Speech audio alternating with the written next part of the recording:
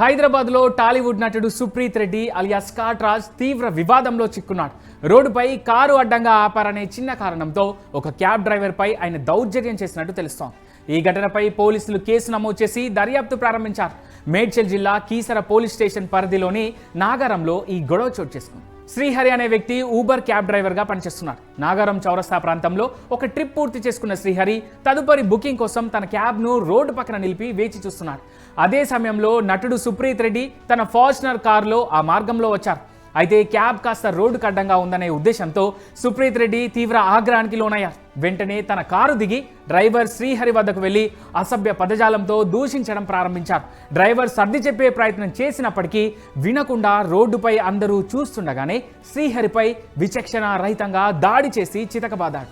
నటుడి చేతిలో దెబ్బలు తిన్న క్యాబ్ డ్రైవర్ శ్రీహరి ఘటనా స్థలం నుంచే డయల్ 100 ద్వారా పోలీసులకు సమాచారం అందించాడు. కీసర పోలీసులు తక్షణమే స్పందించి సంఘటనా స్థలానికి చేరుకొని వివరాలు సేకరించారు. అనంతరం బాధితుడి రాతపూర్వక ఫిర్యాదు మేరకు పోలీసులు నటుడు సుప్రీత్ రెడ్డిపై వివిధ సెక్షన్ల కింద కేసు నమోదు చేశారు. గొడవ జరిగిన ప్రాంతంలోని సీసీటీవీ కెమెరాలను పరిశీలించి ఆధారాల ప్రకారం సుప్రీత్కు నోటీసులు జారీ చేసేందుకు పోలీసులు సిద్ధమవుతున్నారు.